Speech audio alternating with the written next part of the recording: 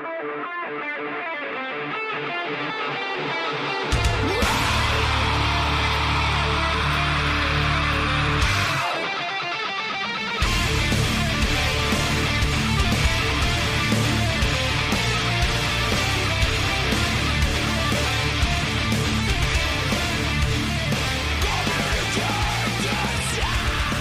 we go.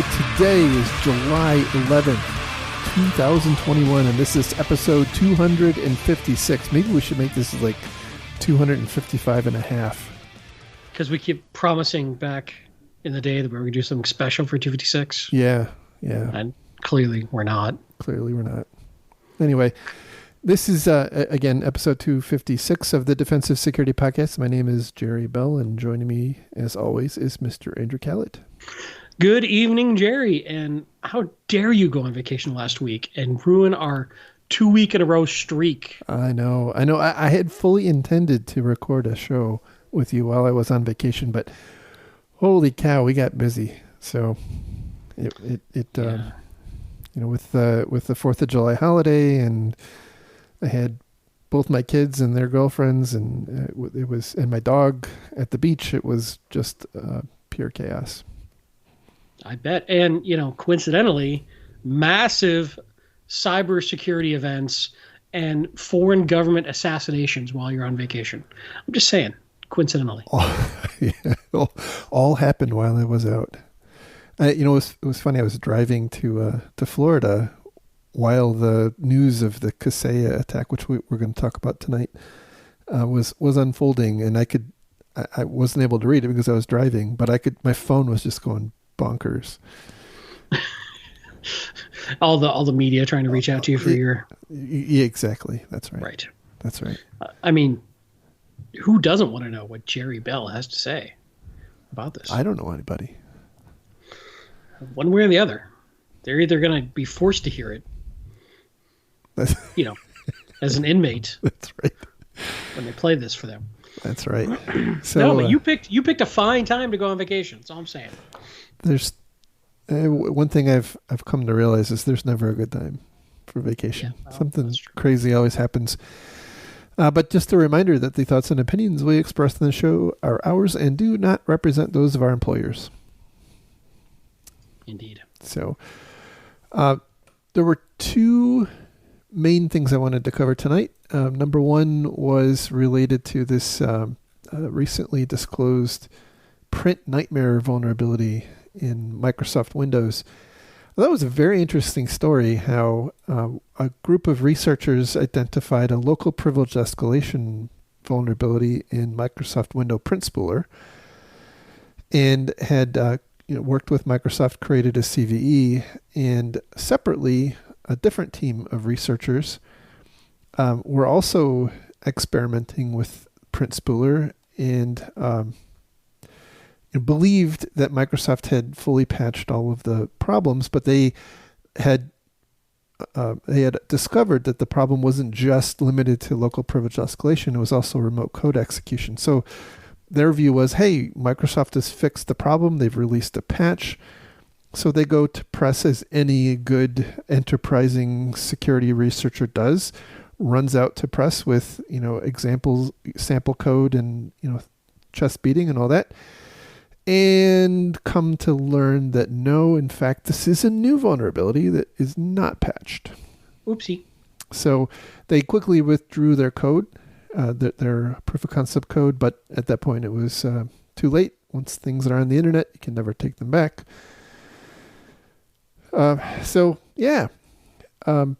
Not a great situation. Fortunately, I think, I'd like to hope at least, there aren't a lot of Windows servers at this point that are completely exposed to the internet, so it probably requires some additional exploit chaining, unlike what we're going to talk about next. But it does kind of reinforce some of the discussions we've had in the past about least privilege access. You should not be exposing services like Print Spooler to the unwashed masses. And by the way, that can include your own internal networks as well. obviously you can't get away from it completely. Windows Print Spooler is used for pretty much any kind of printing. There's two main mitigations. One is to disable the print spooler altogether, which means that you can't print remotely or locally. You can't you can't host a network printer. There's another one that that just disables your ability to do network printing. You can still print locally, but this is not a great thing. If you haven't fixed this yet, disabled print spooler, get out there and do it. I will also say, rumor is, next week is going to be quite exciting for Patch Tuesday. Isn't it always, though? I believe it's going to be more exciting than normal. Fresh deliveries at the patchery are always exciting to me. Yes. But extra exciting. Yeah, this one's kind of crazy. For different folks to find different bits of vulnerabilities, thinking they were the same, getting it out there, then a bunch of other researchers went out there, found their own versions of it. A bunch of POCs got released before the patch got released. And I was thinking from a vulnerability management standpoint, knowing how widespread public POC code is, how widespread integrations and in this case, somebody spun it up into Mimikatz and some other stuff like that. This exploitation probably should be going into your decision-making around vulnerability management and not just, CVE above X, we have this amount of time frame. Being able to monitor and know what's going on with these sort of vulnerabilities, I think really does need to go into your prioritization of patching because there's just too much to do. So, but when stuff like this happens, when it goes public and there's this much press about it, you probably need to move it up because it's too trivial for a bad guy to get a hold of and go after. Yeah, I think the other takeaway from me is this is a great example of the distinction between patch management and vulnerability management, because for quite some time, I think it was on the order of a week or two, the exploit code was running around on the internet. There was no patch. Right. But there were mitigations. So again, this comes back to vulnerability management versus patch management. Yeah. And so if you're just reliant on on patches to fix your vulnerabilities, you're going to miss things like this, or at least expose yourself to to attack in the window. Now, as far as I know, there hasn't been any active exploitation, at least it's been publicly disclosed, although that doesn't necessarily mean anything. Just not any rampant attacks. The other thing that was interesting about this one that we've seen before, we've never really talked about, a third party unrelated to Microsoft published their own patch to mitigate this before Microsoft did. How do you feel about that? These third parties who are not the vendor, but putting out a patch. It's kind of a dicey thing. I would say, as an organization, you have to do your own due diligence on whether or not you're going to accept that. I know that in some cases, companies, I'm trying to find the name of that company, but in some instances, especially if you're using out of date, end of life software, they are your only hope, unless you want to pay some ungodly amount of money to Microsoft, which may not even be possible in some cases. The company name is either OPatch or Zero Patch. I'm not sure if that's an O or a zero.com. Who put out the patch. Got it. Like I said, I think you have to develop your own level of trust. Having said that, Microsoft, people thought this patch that Microsoft released fixed this vulnerability. So, I guess you're always spinning the wheel at some point. Yeah, I guess my biggest concern is what are the unforeseen downstream regression problems you might have with a third-party patch and a reliability issue that might come up. It's a good point. They are quite likely not testing as extensively as a company like Microsoft would. So yeah, I don't know. I don't know anything about these guys. I'm not besmirching them at all. I really don't know. I just think about, Microsoft doesn't care about their patch and all their further testing and their. So I don't know. I know maybe they have a methodology that addresses that, and but on the other hand, like they were out of the gate pretty fast, and so right. if you do develop a level of trust with them, maybe it is a good option for you. I don't know. I don't have any experience with them. Yeah, there definitely was a lot of interesting confusion with this, and then there was also, and I didn't track this down before the show. There was a bunch of traffic I saw on Twitter of this patch not working properly. But then Microsoft came out and said, no, it does. But if you've done X, Y, and Z, you've broken something else that you need to undo. There's just a lot of confusion around this particular issue that came out. And what it comes down to, like you said, for good or ill, you probably need smart vulnerability and patch management people who can look at this stuff, understand what's going on, and make some wise decisions, and not just waiting for, your Microsoft update server to push out a patch. Exactly. So, all right. So moving on to the other. I mean, there's really only one other thing that happened over the past 2 weeks. Yeah, you slacked at the beach. I did. While I was busy slacking at the beach, there was a pretty massive attack launched by either the REvil Group or an affiliate of the REvil Group. Remembering that REvil is ransomware as a service, so it's a little unclear exactly who perpetrated this attack. But anyway, there's a company named Kaseya, I think it's pronounced Kaseya, and they manufacture system management software. And this system management software is used to manage desktops and fleets of systems. Over the holiday weekend, I think it was starting on July 2nd, which in the U.S. is a very common day to take off. July 4th is a holiday, and then July 5th, Monday, was the observed holiday. So you have typically had a lot of IT people who were out on a long weekend. And then also the second was, I think, Canada Day Indeed. in the holidays in a couple places around Europe. So not a heavily worked day. So unfortunately, a lot of people had their vacation wrecked, I fear. And what happened was that Kaseya makes this piece of software called VSA. I think it stands for Virtual Server Assistant or Virtual System Assistant. This was used by either REvil or a REvil affiliate to push out ransomware to some number of victim organizations. And I say some number because that number is up for debate. Depending on who you listen to, it's somewhere between 800 and many thousands of companies. The Kaseya itself says that they had about 50 of their direct customers impacted, but those direct customers were themselves managed service providers. And each one of those managed service providers had some number of customers.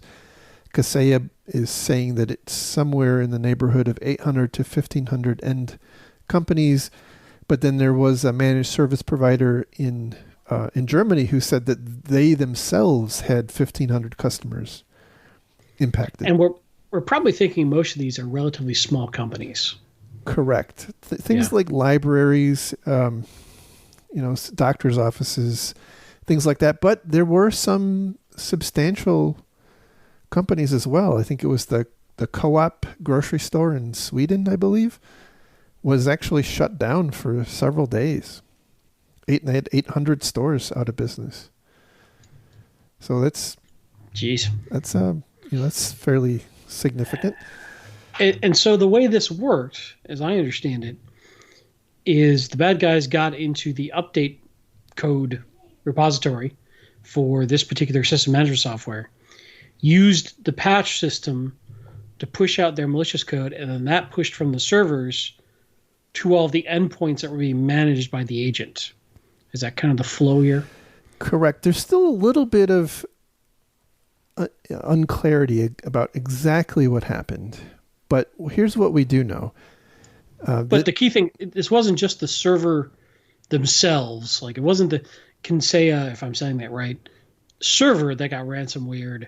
This was beyond that. It spread well beyond this particular software. In fact, I don't think the Kaseya servers themselves were actually ransomware. It was the systems that those Kaseya servers managed. And those could be, I mean, it's system management software, so it's got an agent that runs on Windows boxes or servers or whatever. And according to Kaseya, it's into the millions of endpoints. Wow. I mean that are managed. Not that are necessarily affected with ransomware here, but right. I don't think we know that particular number yet. It's pretty. I'm sure it's pretty big. But so there's a bit of interesting drama here too, because the Dutch Institute of Vulnerability Disclosure, which is basically their CERT, their version of US CERT.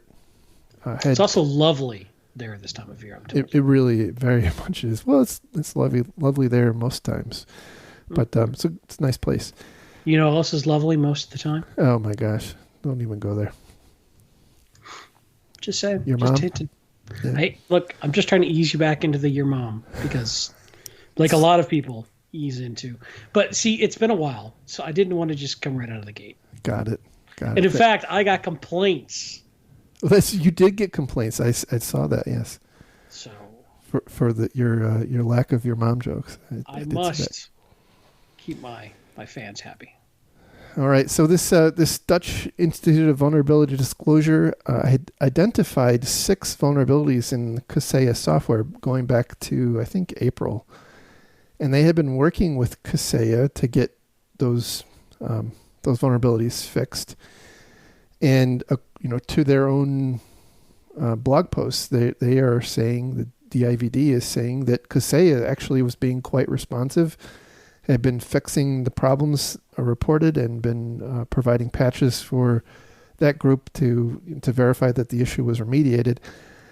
And then July 2nd happened, and one of the vulnerabilities, which was this vulnerability labeled as a credential leak and business logic flaw, is apparently what was used by the attackers to log into individual, what I'll call self-hosted Kaseya VSA servers. And I say it that way because there's also a Kaseya VSA SaaS service, which was apparently not affected, but it's not clear if that was, by luck or by design. But the managed service providers that were affected apparently were all hosting their own instances of this.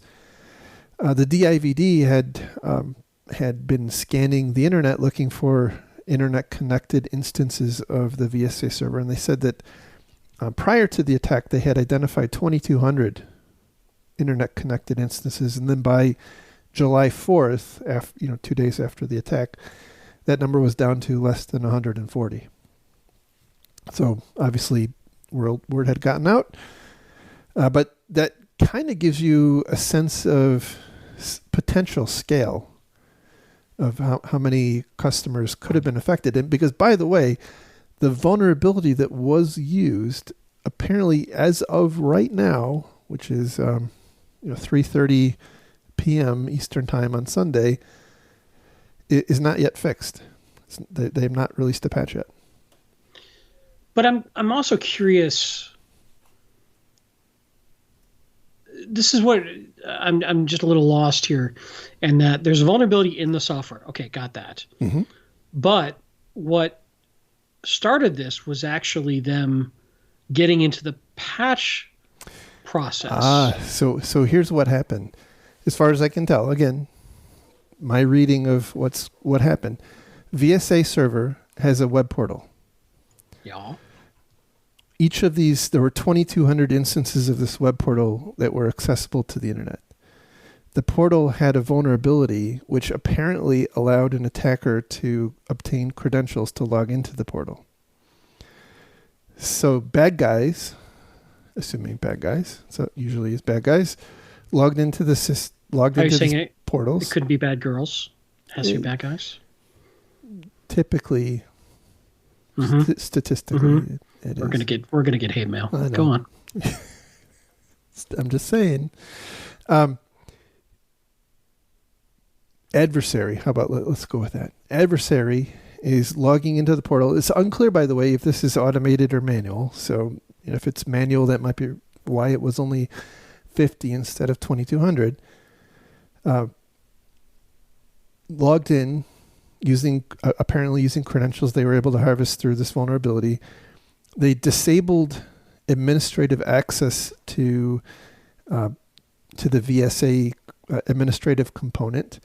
They created a job called Kaseya VSA Agent Hotfix, and that job went in turn out to each managed endpoint and effectively ran a script that pushed out a version, an older version of Microsoft Windows Defender, and it pushed a DLL, and it pushed a small PowerShell command line.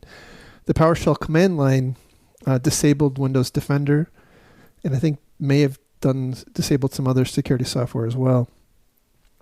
By the way, Kaseya's own instructions tells administrators to block Defender from scanning certain directories, right? Including where Kaseya VSA drops its files. So unclear if that would have really made any difference here, because this is just the way it happened. Anyway, they uploaded an old version of Defender, which allowed DLL side loading. They uploaded a DLL which actually contained the Revil ransomware. The old version of Windows Defender loads this side-loaded DLL, and it's off to the races. The system is now infected with ransomware, and here we are, en masse. What's kind of interesting too is I was reading some of the statements by the CEO of Kaseya. Sorry if I'm pronouncing that incorrectly. And he's also hinting that it wasn't just his own company's software that had the problem. He sort of, it looks like Mandiant's doing an investigation and that more will come out, but he starts to hint that another vendor's software also got exploited in some way. So could be just trying to shift some blame around. I don't know. I heard that in the early days of this attack, but I haven't heard that recently. But I'm familiar with what you're talking about. Yeah. Yeah, it was in one of the articles that's in our show notes too. That he was talking about that. But yeah, it's interesting. It's interesting how this goes. And kind of one of the things I'm wondering about: what responsibility does Kaseya have to its customers who were impacted by them, right? So this is in essence a supply chain attack, with Kaseya being the supply chain. Their customers run Kaseya and got ransomware from them. So far, the only thing Kaseya is saying is we're going to have a patch to block this in the future, and we've shut this down. But what additional responsibilities do they have to help their customers deal with this? Well, in terms of legal requirements, probably not a lot. Because if you think about it, the companies, the organizations that were actually affected, don't have a direct relationship with Kaseya. Their relationship with an MSP, and it's the MSP who has a relationship with Kaseya, and so if you're a small bank or a small doctor's office or the Co-op grocery store in Sweden, you don't really care. I mean, you're hiring an MSP to come out and manage your point of sale devices or your library terminals or whatever. You're kind of indifferent to what what specific system management software they're using. That's not what you're hiring them for. You're hiring them to manage your fleet. So I'm sure there's kind of a two-step here. There's the contract between Kaseya and the MSP, which probably doesn't provide a lot of a lot of liability, and then there's the contracts between those MSPs and their customers, which probably does have some amount of liability. Now, for its part, Kaseya, there is some obvious blowback for Kaseya because this happened and whatnot, but all indications are that they're taking pretty reasonable actions. They went off and they apparently licensed FireEye software. So if you're a victim of this, you can actually contact Kaseya and provide them some information, which I'm sure won't be used against you, and obtain licenses for FireEye software to help keep your environment safe. They provided quite extensive documentation on how to check if you've been affected. They've been pretty clear, like the guidance, which I actually expected reading through their guidance to see them providing instructions on how to clean off an affected server, but no. They said if you run this script that looks for IOCs and you have evidence that you've been infected, you're not putting that thing back into production. They ask you to contact Kaseya, and they'll help you build a new system. So that's different than what we've seen in the past. Sometimes. Yeah. You mentioned that detection tool that they published, but. Yeah, it'll be interesting. I mean, it's a tough spot for them to be in, and I'm sure that they don't want to get sued either. And this is something that we often struggle with in this industry. Is obviously there's a bad actor here who has facilitated and caused this to happen, but a lot of people blame the victim. A lot of people are saying, "Well, this is, Kaseya should have done this or they should have done that," But let's keep in mind that there was a motivated, intelligent third party who caused this to happen. This wasn't just a screw up on Kaseya's part through, somebody pressed the wrong button. There was an active attack here. Mm-hmm. So, but we often sort of, and I think this is in part because of our industry and the vendors in the industry and the consultants and everybody else are about defending ourselves, that we have this bias towards, well, there must be a way. And, you just didn't do it. Well, sometimes. But it's like if there was a random fault and a place burned down versus arson. It's a very big deal that we forget that there are these third parties out here who cause this. Now, that's not that there isn't a lot that we can learn from and we should do and protect ourselves. And, even though there's all this talk about the government doing this and the government doing that, I personally believe the government's not coming to save us. This is on us. There's not much they're going to be able to really do in the long run, in my opinion. Take that with a grain of salt, but it's a tough situation for these guys, and I'm not absolving them. I just know that, boy, I did see though that Revel's having trouble dealing with all the ransom, and they were trying to do a flat fee payout. Yeah, for their part, they're hoping to get someone to pay, once to decrypt everybody who was affected for the low price of it. It was originally $70 million, and I think they've come down a bit to $50 million in Bitcoin. If they're having trouble scaling, maybe we could start a new business where we handle that for the bad guys. Intermediary. Right, right. I mean, there's an intermediary for the victims. Well, hey. But who is supporting the bad guys in these situations? There's clearly a business model. Like Visa for for ransomware, right? Perfect. Handling. I like it. Jeez. We should trademark that. Oh my goodness. This is a really, really bad situation. I've actually been trying to think about as entities, and again, there's two distinct categories of entities here. There's the end companies, And I don't want to be overly defeatist, but the kind of companies that hire an MSP probably don't have an IT department or a security department to speak of. Most likely, they've outsourced that to a third party. Yeah. Right. And so, that becomes really difficult if you're a supermarket who outsources your IT to an MSP. You're trusting that MSP to be doing the right things. But from the MSP's perspective, this again comes back to least privilege. And one of the hardening guides that Kaseya has available now, and I don't know, by the way, if this was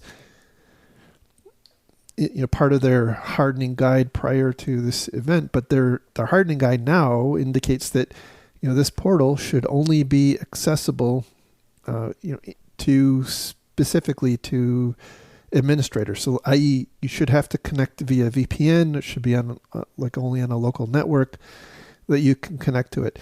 And they also recommend that you restrict access to this to the server on the specific Kaseya. I'll just call it an RDP port, where because the Kaseya agents are calling or phoning home. But even that, I think there's an opportunity, if you have a somewhat static customer base, for you to limit access. But then again, I guess if they're if your customers themselves have mobile employees, maybe there's really not a lot more you can do to limit it. Yeah, it's a tough one to give advice on, in part because we don't know the full story. And I really, again, not to be defeatist, but some of these trusted supply chains with automated update process, I'm not saying automated update is a bad thing. I think it does far more good than bad. But here it was leveraged in such a way that, the whole point of this software is to manage endpoints and push software and push code. And it did. It just happened to push ransomware. So it's a tough one. I don't know. I know there's a lot of vendors out there saying, hey, we stop ransomware by looking for the types of activity of ransomware, to when the encryption process starts, or so maybe some of that might have caught the post exploit activity, maybe. Yeah, but so keep in mind this piece of software, this Kaseya VSA software, effectively had system level access, and so if you have an Uber agent that's able to stop ransomware, now maybe it's obscure enough that it's off of their radar, off of Revil's radar. But if your anti-ransomware agent gets too smart, a piece of software like this is going to have the ability to stop it. Right. Sure. It's that arms race. Absolutely. And, maybe this is a matter of just alerting faster. I don't know. If you've got a piece of code that is meant to stop the bad guys and it's stopped, just kill that process, stop. Maybe that flags a different alert. It becomes an arms race, right? And there's always ways. If somebody's got root, they can be smart to fight another piece of code. I don't know. I hate to say there's nothing you can do. I'm sure that there are vendors out there going right now saying, oh, we want to stop that, XYZ. Well, maybe this one, but maybe not the next one. Because it's a constant evolution. Yeah. Yep. This is just a tough situation because, again, there is not a perfect endpoint defense agent. You have a situation where you've implicitly or maybe even explicitly trusted both the agent and the MSP to manage your stuff. The MSP, for their part, there was no patch. It's not like they were delinquent, right? The MSPs weren't running out of date stuff. Right. it was I mean, from their perspective, it was an O day. Like if there's fault to be had with MSPs, it's that they apparently allowed the portal to be accessible openly on the internet, but at the same time, apparently it required two-factor authentication. It wasn't an obviously awful thing to do. And obviously, in hindsight, we can say, "Gosh, there's no way that should have been exposed." But we've talked about this in years past.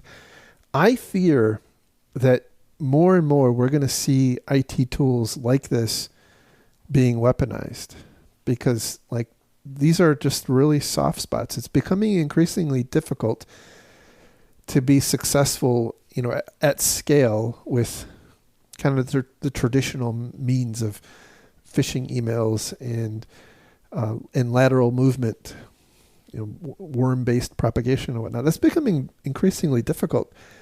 But there's these IT tools which by design have kind of unfettered access to everything, and quite often they're not properly designed and properly protected. But that being said, I do think these tools also provide a tremendous value. Oh, absolutely. And I don't want to besmirch the concept of the tool, because I don't know how you're going to run a modern site without these sorts of management tools. You can't. You need them, right? Otherwise, you have to have them. Yeah. Sorry, go ahead. No, you have to have them. You're right. Yeah. Because they're probably applying patches and stopped a bunch of other stuff. Right.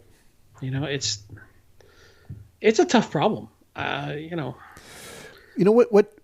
it's really unfortunate for Kaseya, I have to say, because when you think about it, this sort of stuff happens to Microsoft all the time. Like all the time. Every month Microsoft pushes out just about every month, some really serious fix for some really serious vulnerability. And here we have a situation where, there's serious vulnerabilities, but they're not like... The difference is nobody's used Microsoft's update channel. Well, I shouldn't say nobody. In general, the corollary would be if somebody used Microsoft's update channel to push malware. Correct. That's the thing, right? It's somebody got into Kaseya's distribution methodology, right, and pushed malware. Mm-hmm. That's where it's different. And that, we don't know enough, I think, to really dissect that and things that they probably could have done better. But I think in general, if you have automatic update capabilities, you've got to really figure out how to protect that better. Yeah, I guess I was more on the point of that there were vulnerabilities in Kaseya's software, right? Because almost every manufacturer of software has to provide updates on some periodic basis. Sure. Because they have vulnerabilities. You write software, you write vulnerabilities into software. And, absolutely. And that happened to Kaseya, but it failed in grand fashion. No, I don't disagree. It's just more of the beyond that, getting control of the update channel to all the other devices that trust you. Right. Is the piece, and I don't have the answer. I really don't, which is terrible, because the whole point of the show is to talk about answers. But, going back to SolarWinds, it's the same thing. You've got to find a way to defend that update channel and at least have that segregation, or at least a speed bump that you can catch some sort of malicious code before it goes out. But every environment's different. Everything's complex. It's really easy for me to say that, but if you want to maintain the trust of your customers, you've got to find a way to control that and be very, very certain what's going on that update channel. Right.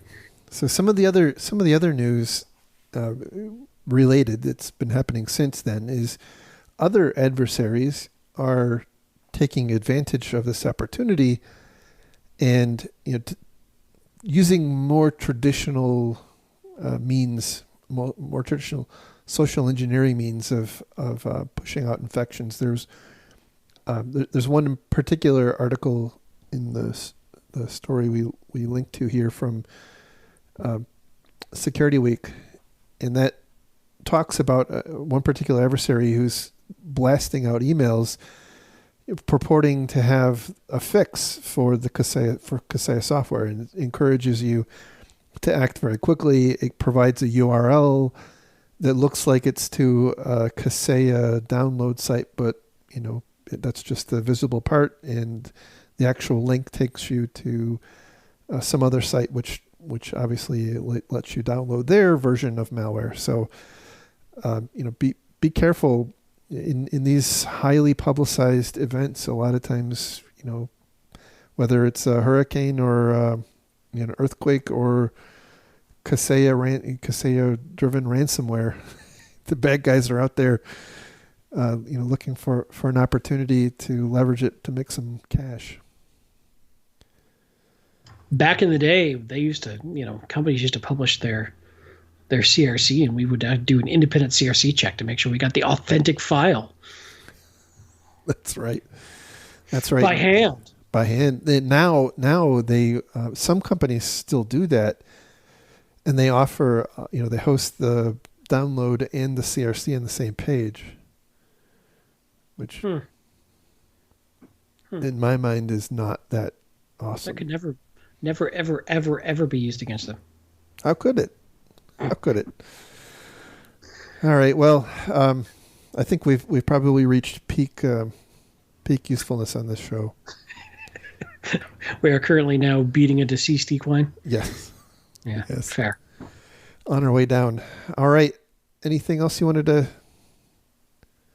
talk about? No. I mean, there's more stuff coming out of the Colonial Pipeline attack. That was kind of interesting. Maybe we'll talk about that next show. Yeah. No. Sorry.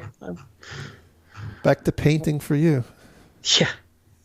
I'm in the middle of painting my bedroom because that's the type of adulting I do now. That's right.